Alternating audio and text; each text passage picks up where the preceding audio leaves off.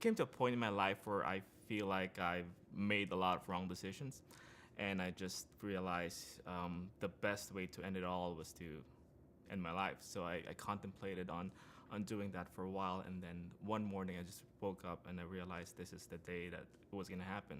I just felt like I was doing it on my own, and I know there's a God at that time, but I didn't know how much He wanted to be part of my life. I was working in Morgan Hill at that time, and I had an appointment up here in San Jose.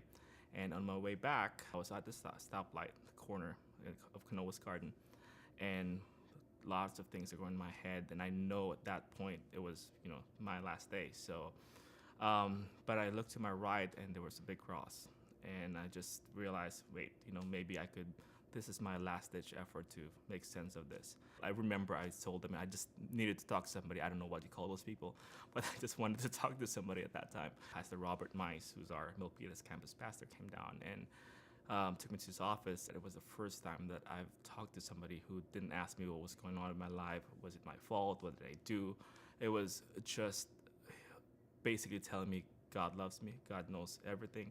I remember him offering me a Bible and said, if you don't have a home church, you're welcome to come here. The following Sunday, I just started coming. And as soon as I stepped in the building, the sanctuary, the ushers led me to the front, and worship was just phenomenal. And beginning of worship, I just knew this was my home. This is for me. I stayed and started coming week after week. And of course, my life was still in chaos. And after that, I just realized this is just too much. I still can't do this. So I remember praying in my office. I said, God, if you really want me here, if you want me to stay, if you want me to be around here, just give me your peace. And it was almost instantly that I just felt that. And all of a sudden, remember Pastor Mike from Wednesday night service always mentions the peace that surpasses all understanding.